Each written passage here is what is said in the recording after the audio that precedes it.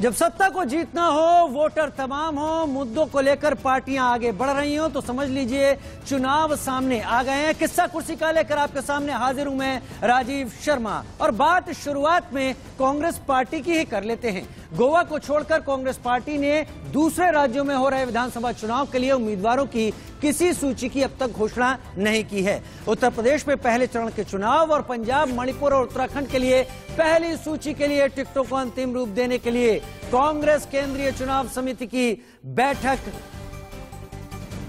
टिकटों को अंतिम रूप देने के लिए बैठक, विधानसभा चुनाव को लेकर सीईसी की बैठक,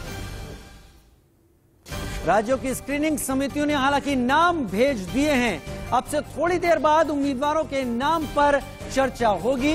कांग्रेस की ये बैठक वर्चुअली हो रही है। कोरोना काल को देखते हुए सब कुछ वर्चुअली है। राज्यों की समितियों ने संभावित उम्मीदवारों के नाम को फिल्टर करके पैनल को भेज दिया है और अब ये केंद्रीय पैनल के सामने है।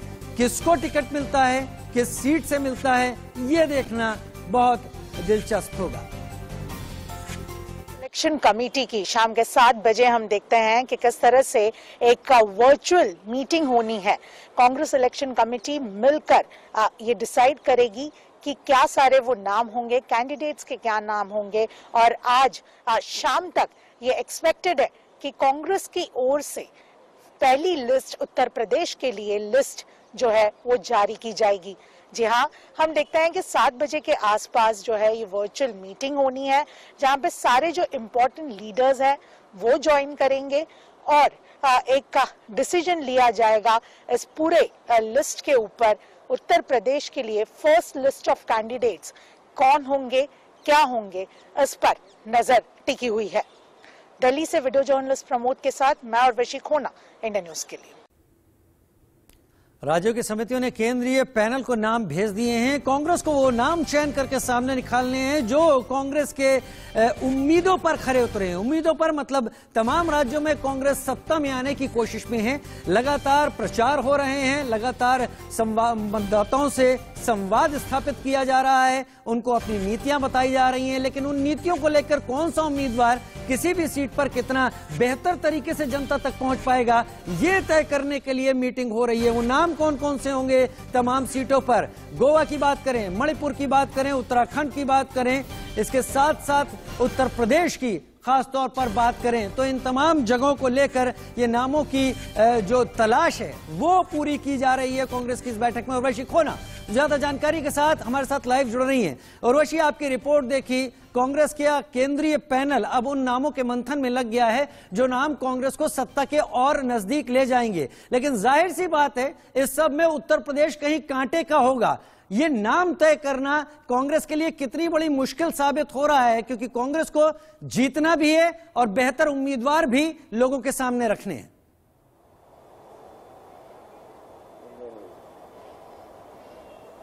जी बिल्कुल, और ये बहुत ही चैलेंजिंग टास्क है। अगर हम कांग्रेस की बात करें तो कांग्रेस ने अगर हम अदरवाइज भी देखें तो सारे राज्यों में जहां पे इलेक्शंस है, गोवा के अलावा किसी और राज्य में लिस्ट अपनी जारी नहीं की है।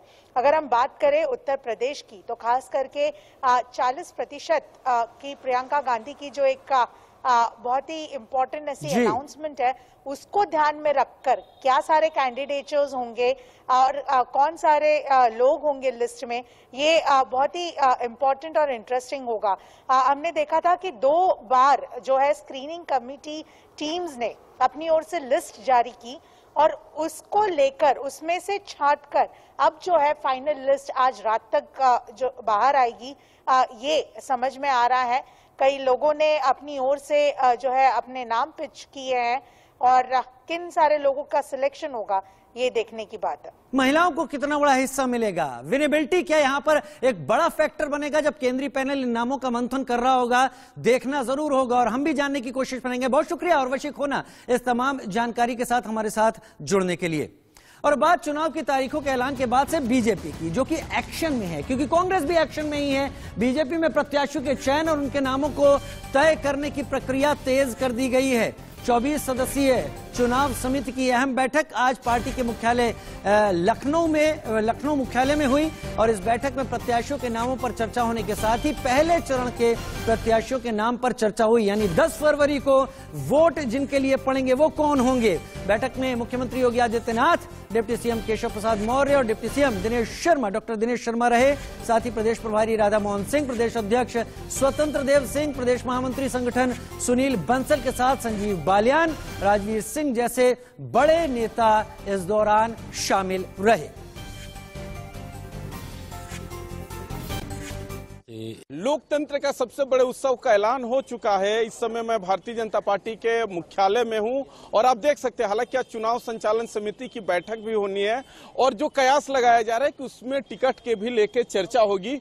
ये टिकटार्थी है, ये लोग आवेदन किए हैं। आप देख सकते हैं कि बड़ी उम्मीद से भारतीय जनता पार्टी के मुख्यालय पर आए हैं, तो कहीं ना कहीं पार्टी इनको जिस विधानसभा से टिकट मांग रहे हैं वहां पार्टी इनको कैंडिडेट बनाएगी। हालांकि वो बात की विषय है कि लोग चुनाव जीतते हैं कि नहीं जीतते हैं, लेकिन हम इनसे बात करेंगे और देख रहे हैं कि सारे लोग अपनी जो प्रोफाइल है, जो यहाँ के एक परंपरा चलती रही है कि लोग अपना कह सकते हैं कि आप प्रोफाइल लोगों को देते हैं और बताते हैं कि हमने आज तक समाज सेवा में और पार्टी के लिए क्या क्या किया है।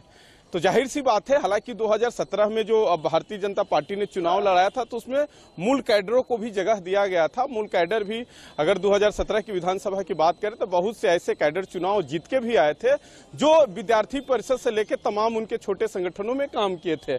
हम बातचीत करेंगे, शुरुआत करते हैं, यहीं से शुरुआत करते हैं। अभी आवेदन सर मेरे ताऊजी हैं ताऊजी से ही बात कर लेते हैं। कहाँ से आए हैं? बलदेव विधानसभा मथुरा सुरक्षित। आज तो उसके लेके चर्चा भी होने हाँ, चर्चा हो रही है, सब उसी के लिए आए हम लोग आवेदन करने। प्रोफाइल में यही है, बलदेव विधानसभा से सुरक्षित है।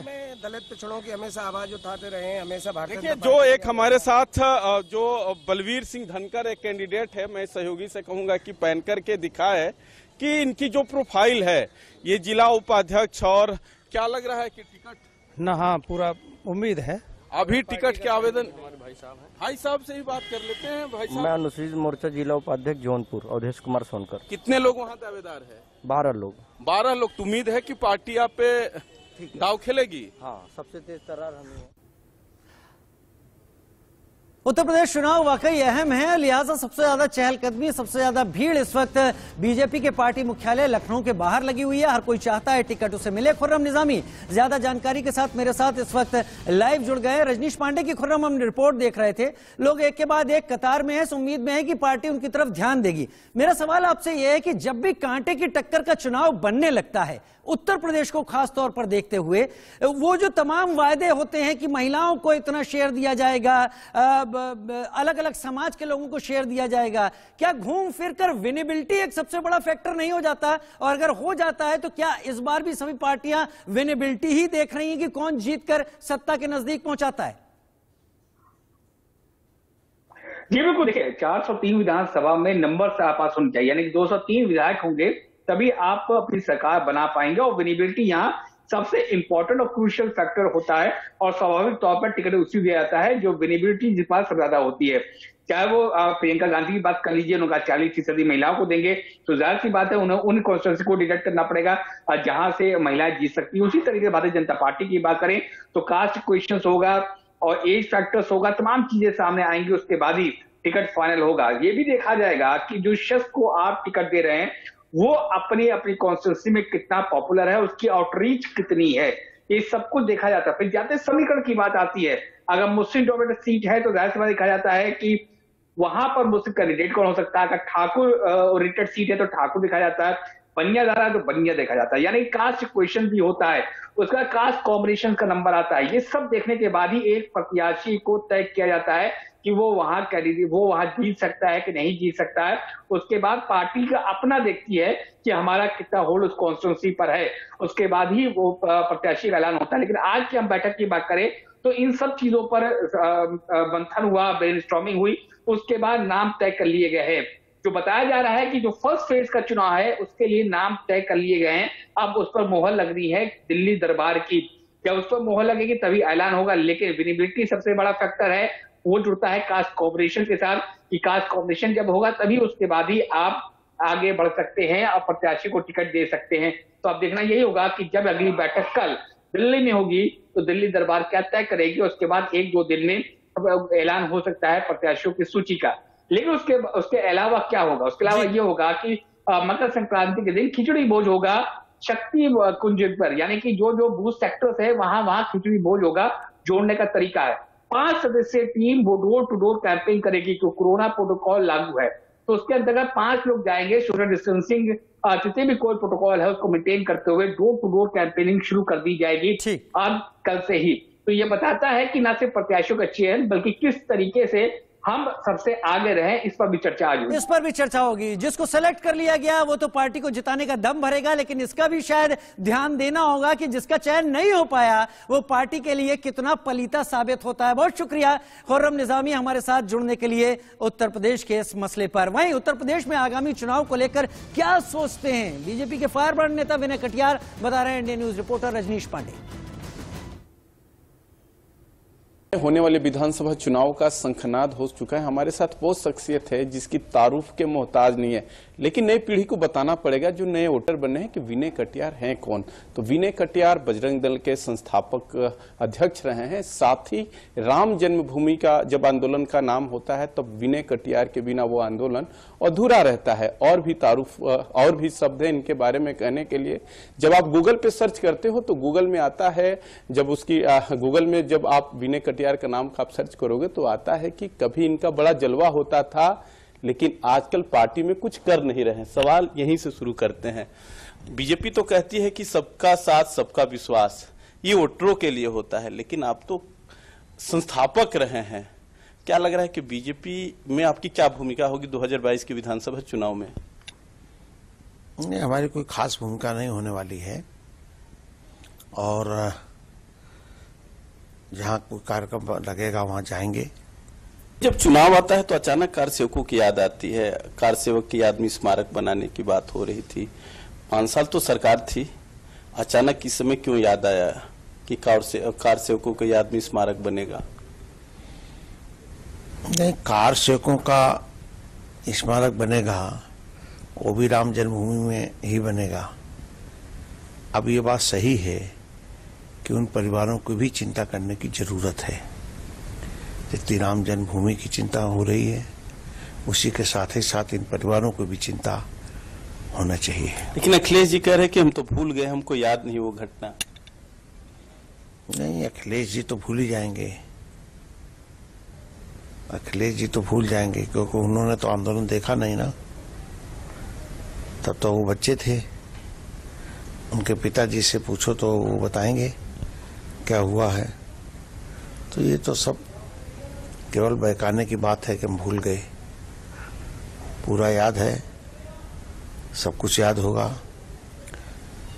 तो ठीक है, समय आ गया है, अब वो भूल गए हैं, जनता भी उनको भूलेगी। एक अंतिम सवाल है, फिर मथुरा के लिए धार देने की कोशिश हो रही है, जो धार्मिक एजेंडा है, क्या मौका मिलेगा? तो जिस तरह कार सेवा में आपने बढ़ चढ़ के हिस्सा लिया, क्या मथुरा के लिए भी ऐसे आंदोलन होते हैं तो आपकी भूमिका क्या बड़ी होगी? नहीं, मथुरा के लिए हमने कहा है कि हमने 3 स्थानों की चर्चा की थी, राम जन्मभूमि, अयोध्या, काशी विश्वनाथ काशी, मथुरा में श्री कृष्ण की जन्मभूमि। जब तक ये तीनों स्थान अपने वैभव पर नहीं पहुंच जाते हैं तब तक हमारी भूमिका खत्म नहीं होने वाली है। हमने 3 स्थानों को प्रायोरिटी दी है और ये अपने जो हमारा प्रस्ताव है उसमें तीनों हैं। बार बार हम लोगों ने कहा है, सभाओं में कहा है। अब ये ठीक है, अब इसके बाद मथुरा जाएंगे लोग तो मथुरा का काम करेंगे। विनय कटियार को आप सुन रहे थे, राम जन्मभूमि आंदोलन का एक बड़ा नाम रहे हैं। वहीं उत्तर प्रदेश के चुनाव में बीजेपी को छोड़कर बाकी सभी बड़ी पार्टियों के लिए मुस्लिम सबसे बड़ा फैक्टर हैं। उत्तर प्रदेश की 20% मुसलमान आबादी समाजवादी पार्टी, बीएसपी और कांग्रेस के लिए सबसे ज्यादा जरूरी है। राज्य की 143 सीटों पर मुसलमानों का असर है। करीब 36 सीटों पर मुसलमान आबादी इतनी है कि वो अपनी पसंद का विधायक बना सकते हैं। 43 सीटों पर मुस्लिम आबादी करीब 30% है। 1992 से पहले उत्तर प्रदेश में मुसलमान वोटर कांग्रेस के साथ था, लेकिन बाबरी ढांचे के विध्वंस के बाद समाजवादी पार्टी और कांग्रेस के साथ ये आ गए। अब ओवैसी भी मुस्लिम वोटों में सेंध लगाने की तैयारी में हैं। सवाल ये कि आखिर 2022 में मुस्लिम वोटर किसके साथ जाने वाला है। दरअसल बीजेपी को छोड़कर हर पार्टी चाहती है कि मुस्लिम वोट न बटे। बीजेपी की कोशिश हिंदू वोटों को एकजुट रखने की है। ऐसे में अलग मुस्लिम वोटर अगर बटे तो बीजेपी की जीत पक्की हो जाएगी। हमने अपने साथियों को बुलाया था मशवरे के लिए, चर्चा के लिए कि उत्तर प्रदेश की वर्तमान राजनीतिक परिस्थितियां बता रही हैं कि उत्तर प्रदेश के अंदर लड़ाई सीधे समाजवादी पार्टी और भारतीय जनता पार्टी के बीच हो रही है। उस परिस्थितियों के मद्देनजर मैंने तमाम साथियों को बुला करके मशवरा किया और अपने इस परिवार के अंदर ये फैसला हुआ कि हम जाकर के अखिलेश जी से टाइम लेकर के, समय लेकर के मिले और अखिलेश जी को समर्थन करने का काम करेंगे। इमरान मसूद थे, कभी कांग्रेस के साथ थे। प्रधानमंत्री नरेंद्र मोदी को लेकर विवादास्पद इन्होंने बयान भी दिया था और अब ये समाजवादी पार्टी की साइकिल इनको रास आती हुई दिखाई पड़ रही है। वहीं उत्तर प्रदेश चुनाव को लेकर समाजवादी पार्टी के संरक्षात्मक मुलायम सिंह यादव एक्टिव हैं। उन्होंने समाजवादी पार्टी के कार्यकर्ताओं को संबोधित किया, उत्साह भरा। मुलायम सिंह यादव ने कहा कि लाल टोपी से बीजेपी के बड़े नेता डरे हुए हैं। सबसे बड़े नेता बीजेपी के वो कहते समाजवादी पार्टी की ये लाटोपी खतरनाक है। लाटोपी से परेशान हो गए, क्या रखना, लाटोपी से परेशान हो गए, इसलिए आपसे बहुत उम्मीद कर रहे हैं जैसा पूरी तरह से सरकार बनाना है। सरकार बनाने लगाए तो हम लोग मिलेंगे और आप जितने लोग हैं अपनी सूची में बना करके पता सब दे दीजिए और सरकार बनने पर आपको सुविधा देंगे जो जितने लोग संघर्ष कर रहे हैं। इसलिए आज बहुत ही हिम्मत के साथ, गंभीरता के साथ विचार करो कि आपके देश की जो समस्या है वो आपके जिन उम्मीद कर रहे हैं कि समाजवादी पार्टी आएगी तो हमारे समाज का उत्थान होगा। वर्तमान सरकार चुनाव आयोग के आदेश की बहुत शर्मनाक तरीके से अवहेलना कर रही है। ये बहुत शर्मनाक है कि आबकारी, शिक्षा, स्वास्थ्य, सहकारिता विभाग में चहेतों को पोस्टिंग दी गई। चुनाव आयोग की ऐसे विभागों की सूची भेज दी गई है। सब कुछ कहा है कांग्रेस नेता हरीश रावत ने। चुनाव आयोग के आदेश को नहीं मान रही सरकार। हरीश रावत वही जो पंजाब के प्रभारी हुआ करते थे कांग्रेस के, वही जिन्होंने पंजाब के मुद्दे को सुलझाने में दिन रात एक कर दिए थे।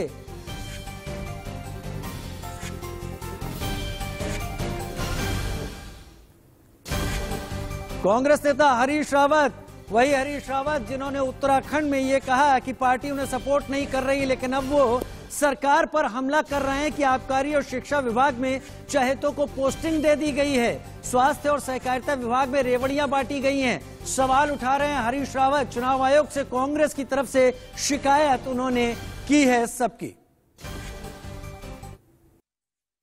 पर पॉलिटिकल नियुक्तियां हो रही, जिन नीतियों के जिनकी नियुक्तियां हुई हैं उनकी प्रेस रिलीजेस, उनके पोस्टर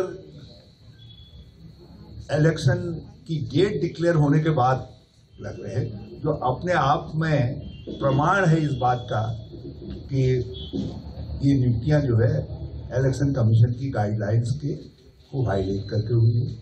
चाहे वो बाल में हो, चाहे किसान में हो, कहीं भी हुई है जो नियुक्तियां हुई हैं, राजनीतिक नियुक्तियां हुई हैं, सब इलेक्शन की डेट डिक्लेयर होने के बाद हुई। शिक्षा में बड़े नग्न तरीके से हो रहा है। हमने इलेक्शन कमीशन को ऐसे विभागों की लिस्ट भेज दी है, कंप्लेंट कर दी है। हमारे चीफ हमारे पीसीसी प्रेसिडेंट के मीडिया एडवाइजर श्री सुरेंद्र कुमार जी ने और इलेक्शन कमीशन ने हमारी कंप्लेंट को एक्नॉलेज भी किया। चुनाव सिर पर हैं और ऐसी हालत में तमाम वायदों के साथ साथ इस तरह की शिकायतें भी अब चुनाव आयोग के पास ढेर सारी पहुंचने वाली हैं। एक छोटा सा ब्रेक लेने के किस्सा कुर्सी काम में एक बार फिर आपका स्वागत है और बड़ी खबर के साथ शुरुआत कर रहे हैं। कोरोना पर इस वक्त की बड़ी खबर सामने आ रही है। दिल्ली में 24 घंटे में कोरोना के 19,166 मामले सामने आ गए हैं। 24 घंटे में दिल्ली में कोरोना से 17 लोगों की मौत की भी जानकारी सामने आई है। अब दिल्ली में रेस्टोरेंट और बार बंद होंगे। डीडीएमए की बैठक में फैसला ले लिया गया है। रेस्टोरेंट में टेक अवे की सुविधा जारी रहेगी।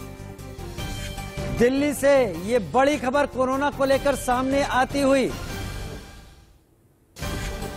24 घंटे में कोरोना के 19,166 नए मामले सामने आए हैं। उधर बड़ी खबर, बिहार के मुख्यमंत्री नीतीश कुमार भी कोरोना संक्रमित हो गए हैं। डॉक्टरों की सलाह पर नीतीश कुमार होम आइसोलेशन में चले गए हैं। वहीं रक्षा मंत्री राजनाथ सिंह भी कोविड पॉजिटिव आ गए हैं। संपर्क में आए सभी लोगों से टेस्ट करवाने की अपील की है रक्षा मंत्री राजनाथ सिंह ने भी।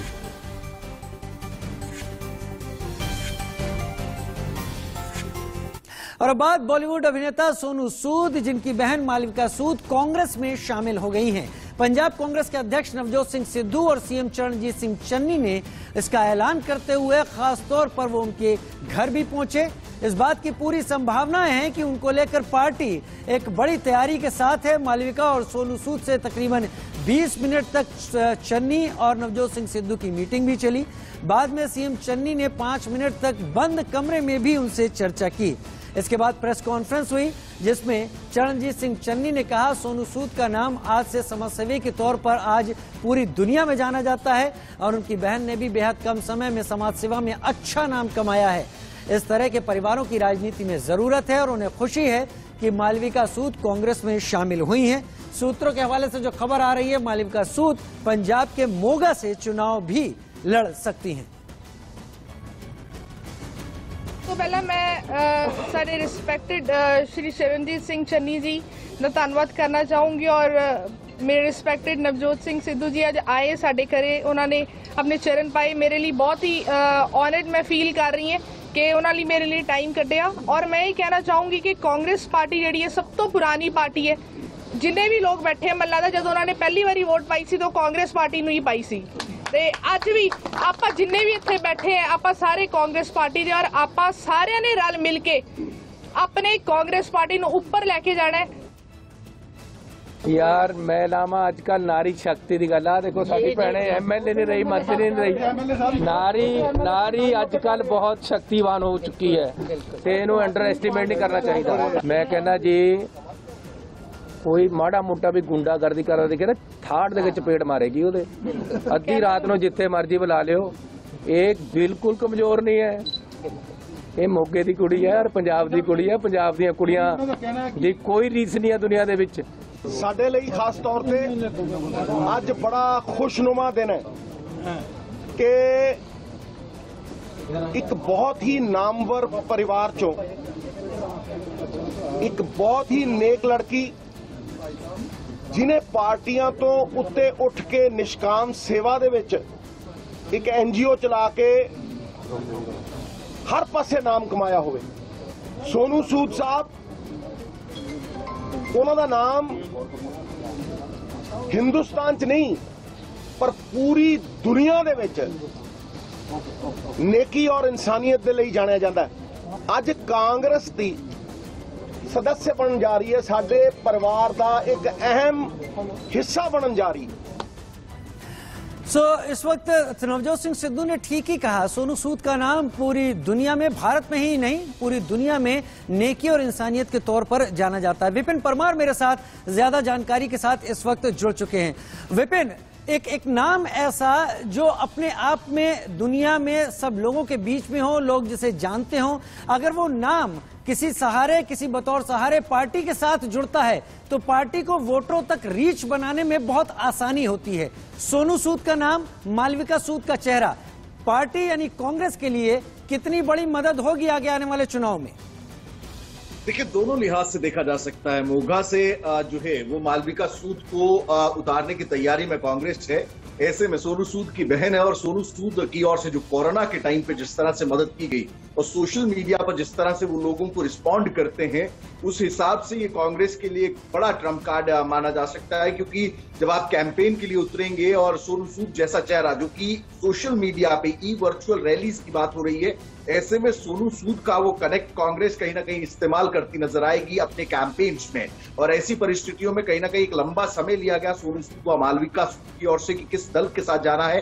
दोनों भाई बहन की ओर से जो है एक लगातार चर्चा और मंथन किया गया, तमाम पार्टियों को सोचा और समझा गया, उनका काम देखा गया और आखिर में ये फैसला किया गया कि कांग्रेस पार्टी के साथ जो है वो मालविका सूद जाएंगे। और आज इसकी विधिवत घोषणा जो है वो की गई। दोनों, चाहे वो पीपीसीसी प्रेसिडेंट नवजोत सिंह सिद्धू हो या फिर चरणजीत सिंह चन्नी हो, दोनों प्रमुख नेता कांग्रेस पार्टी के उनके घर पर गए, उन्हें ज्वाइन करवाया गया। और ऐसी परिस्थितियों में सिद्धू का जो कथन था वो ये था कि क्रिकेट की एक लैंग्वेज में ये कहा जाता है कि गेम चेंजर।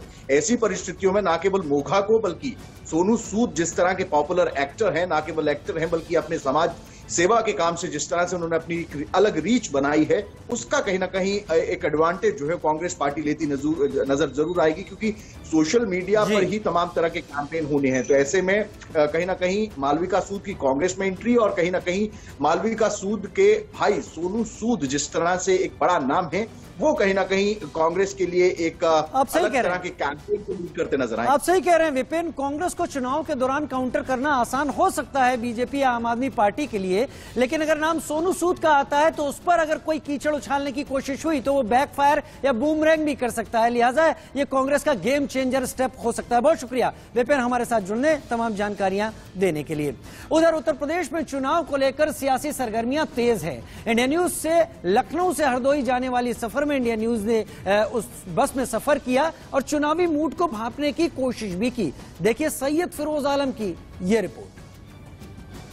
जय हो कार्यक्रम में आप सभी दर्शकों का हार्दिक स्वागत है। जय हो कार्यक्रम के तहत आज हम सवार हुए हैं लखनऊ से हरदोई की रोड पर। ये मोदी के अलावा किसी की नहीं बनेगी, योगी बन जाएगा, योगी बनेगी। मैं तो 100% संतुष्ट नहीं हूँ, लेकिन हमारी यूपी की जनता इतनी बेवकूफ है। बंगाल से दोहराया कि बंगाल ने प्रूव कर दिया कि हम समझदार हैं, केरल ने प्रूव कर दिया कि हम समझदार हैं, उत्तराखंड ने प्रूव कर दिया हम समझदार, लेकिन यूपी थोड़े से गेहूं, थोड़ी सी चीनी, थोड़े से चावल पे बिक गया। आज मैं सुबह एक वीडियो देख रही थी, एक लेडी थी, वो कह रही थी बीजेपी आएगी, योगी मेरा पति है, योगी मेरा बेटा है, योगी मेरा ये सब कुछ। एक चावल ये नहीं दिख रहा किसी को कि औरतें रात में निकल नहीं सकती, ठीक है। उसके बाद ये मैं कहूँ लाशें वाशें, इतना ये तो सब बच्चों को भी पता है, लाशें बच्चे मार मार के भी डाले गए हैं गंगा में लाशें। फिर उसके बाद वो जिहाद वो अल्लाह वर्ड करा, मुँह खा के रह गए, मुँह खा के रह गए। उसके बाद आप ये बताइए, थोड़े से 10 किलो गेहूं में 1 किलो चीनी, 1 किलो चना और 1 किलो तेल और 1 पैकेट नमक में घर चल जाएगा। आप वहाँ गांव में जाके पूछे, किसान मर रहा है, ठीक है। और हम लोग के पास जॉब नहीं है, नौकरी नाम पे ऑनलाइन कर रहे। जब इलेक्शन आता है तो ये अब चावल भी दे रहे, सब दे रहे, उसका मार्च में ये बंद भी कर देंगे, ठीक है। वहाँ भी सही है। नौकरी कहाँ है? रेलवे में नहीं है। अभी थोड़ा सा वो कहते ना डालेंगे थोड़ा सा दाना कि हम गेहूँ पेट्रोल के डीजल कम कर रहे हैं, यार इतने में हो जाएगा। अब यहाँ एग्रीकल्चर के नाम पे जमीन है वो भी सब बिक रही है, ठीक है। कल परसों आपने सुना होगा FB पे कि बालाजी जो मंदिर है उसके पुजारी के पास, अगर आप रिपोर्टर आपको पता होगा, सोना निकला, कई करोड़ रुपया निकला। भाई इसको निकालो, चाहे वो हिंदू हो चाहे मुस्लिम हो, जो भी नेता, इसको निकालो, लाओ, ये हमारा है। इसको नहीं आप ला पा रहे कि अगर समझदार जनता होगी, तो मैं किसी पार्टी को नहीं कह रही, समझदार जनता होगी तो वो इसको तो नहीं लाएगी। अब की बार यूपी को चाहिए अपनी समझदारी दिखा। योगी सरकार आएगी, बीजेपी आएगी, भाजपा की, क्योंकि उसके कार्य अच्छे हुए, उन्होंने अपना कार्यकाल जो बताया बहुत बढ़िया बताया, अच्छा काम किया है, इसलिए भाजपा की सरकार बनने की उम्मीद है और बनना भी चाहिए।